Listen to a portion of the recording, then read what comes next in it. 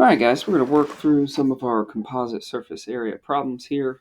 A couple of helpful things to do anytime doing a larger problem with a bunch of areas. It's just good to organize your thoughts. So that's what I've done with the first step of all of these problems. I've written out just a base formula of all the different shapes that we're going to see here. And I'll talk through them as we go. So the first one that we have here is you have 2 times 1/2 base times height.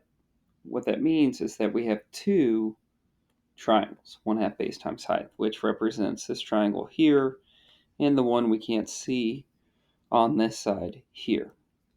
All right. The base of this triangle is going to be 6. The height is going to be 3. Both are given there, and both have been plugged in right there. All right, so that takes care of our two triangles. The next part that I've written here is 2 times base times height.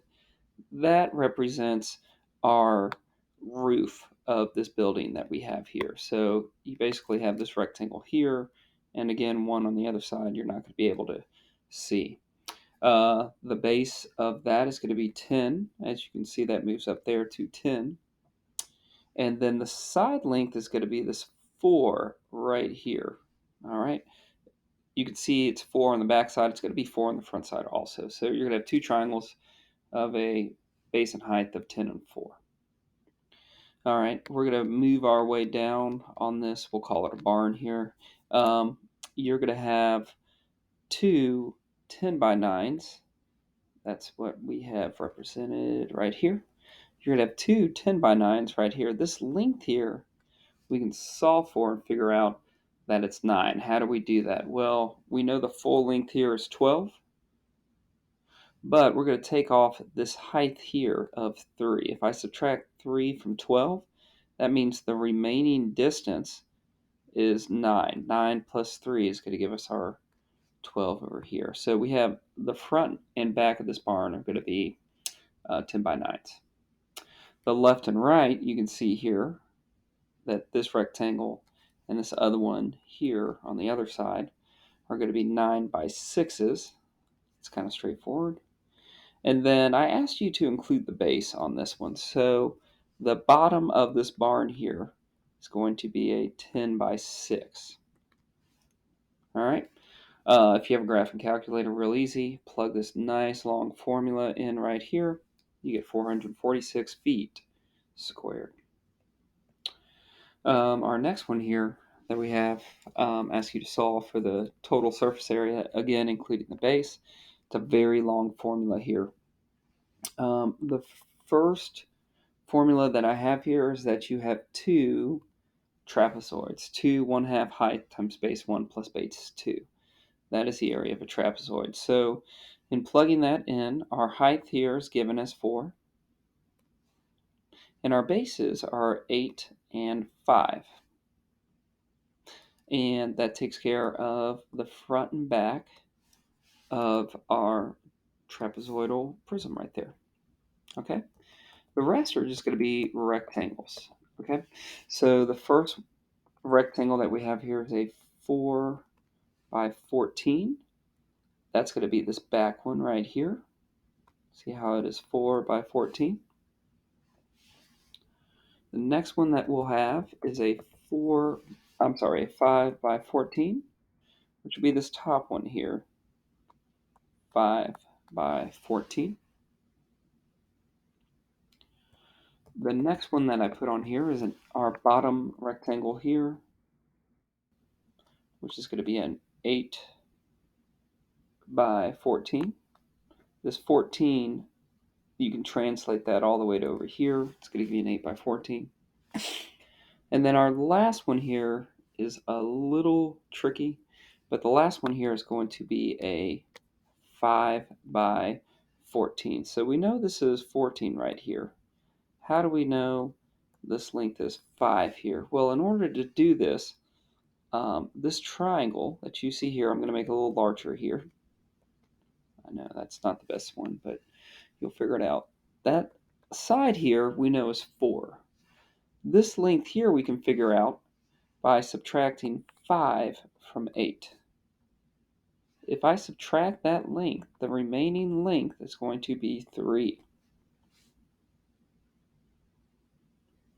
And then by using Pythagorean theorem, if you know your Pythagorean triples, you can figure out this hypotenuse is 5, which gives us our last one here. If you don't know Pythagorean theorem, it says that one leg squared, 4 squared, plus the other leg squared, which is 3 squared, equals your hypotenuse squared, which we'll just say we didn't know that was 5 yet. We'll say it's x. So square these numbers, you'll get 16 plus 9 equals x squared. Add those, 25 equals x squared. And then take the square root, and we're going to use the positive square root, which will be 5, because links have to be positive. You plug all that into your calculator, boom, 360. All right, let's check out our next one here. Our next one, it says solve for the total surface area of our composite figure here. The first thing we have is this part, 2 pi r squared. That represents the dome of your hemisphere. All right, which the radius is given. Cut that in half, we get 7. The next part that we have is the rectangular part of your cylinder. The rectangular part of any cylinder will have the formula of 2 pi rh, which will be 2 times pi times 7, which we already discovered why it's 7, times 8. Now, how do you get 8? That's a little tricky. We know the radius of this hemisphere is 7, so from here to here is 7. We know the total is 15, meaning that this length here must be 8, because 8 plus 7 equals 15. So kind of tricky on that one, but that's how you'll get the height of your cylinder. And then the last part is we need to know the surface area of this cone. The surface area of the cone part of a cone is pi r L. L stands for your slant height. So we'll plug in 7 again as radius, 11 as your slant height, and then I asked you to keep it in terms of pi, so your final answer is 287 pi meters squared. And then our last one here, so kind of a tricky one here. It says the following figure is a cylinder with a hemisphere that's been cut out of it. The diameter of the hemisphere is 18 inches, so we'll go ahead and write that in, that this is 18. It says the height is 12 from here to here. Solve for the total surface area, including the base, in terms of pi. All right, so first thing that you see, we have one circle on the bottom here. So that is one circle that we have.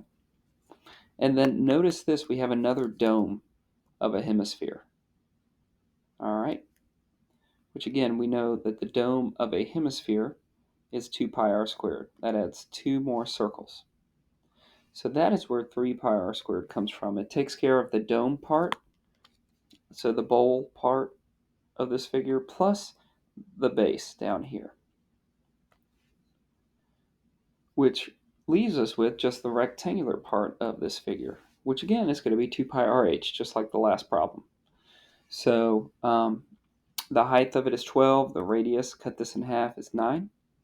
Use that over there for our radius too. Plug all of that in, and then you're going to get your final answer here of 459 pi inches squared. Now, I didn't talk about this on question 3, but I'll talk about it here. When you're plugging this in, be careful to not plug in pi to your calculator. So what you're going to plug into your calculator is 3 times 9 squared plus 2 times 9 times 12, which gives you 459.